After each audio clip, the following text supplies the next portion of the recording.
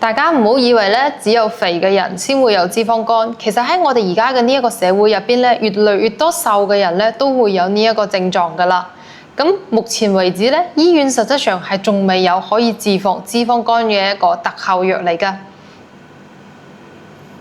停喺呢度先，一陣對上去，你哋到時候就剪中間呢一段嚇。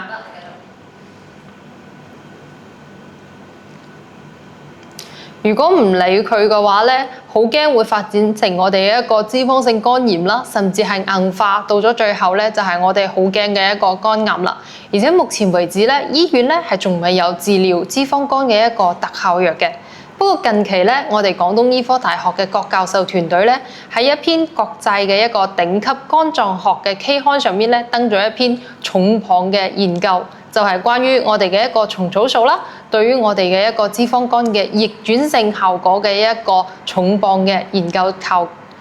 對於我哋嘅一個脂肪肝咧逆轉嘅一個重磅研究啦。咁佢入邊主要講咗乜嘢咧？其實咧就係講到咗我哋嘅蛹蟲草入邊咧有一項核心成分就係我哋嘅蟲草素啦。而我哋嘅蟲草素咧就係喺我哋嘅一個孢子粉入邊咧，佢係有最多嘅。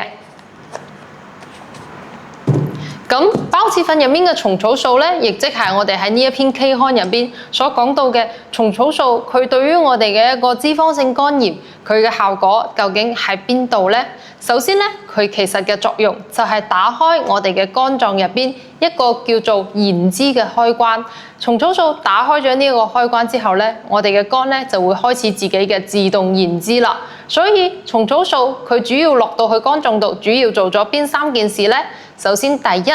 佢係會防止我哋嘅一個肝入邊嘅脂肪大量咁囤積。第二咧就係令到我哋嘅脂肪，第二咧就係令到我哋嘅肝入邊囤積嘅脂肪咧開始燃燒。然之後第三咧就係會直接斷咗我哋嘅肝硬化嘅一個道路啦。咁同時咧，蟲草素咧喺呢一個過程之中咧，仲具有一個抗炎消炎嘅一個功效啦，以及咧去抑制我哋嘅肝硬化嘅一個功效嘅。所以嘅話咧，蟲草素對於我哋嘅肝臟咧係有非常好嘅一個，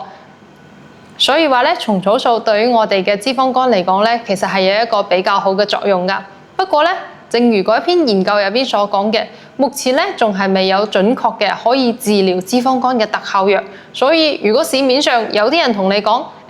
蛹蟲草膠囊或者係蟲草素膠囊，直接食咗可以治療脂肪肝，一定要打一個問號啦。不過平時咧，我哋可以多啲咧去食有富含蟲草素嘅。不過咧，平時我哋可以多啲去食啲富含蟲草素嘅食品啦，去補充翻我哋身體入面蟲草素嘅呢一個需求㗎。譬如話食多啲我哋嘅蛹蟲草啦，包括咧就係我哋嘅呢一個孢子粉啦。蟲草素嘅主要來源咧，一般係冬蟲夏草啦，我哋嘅一啲蛹蟲草啦，包括我哋嘅蟲草嘅。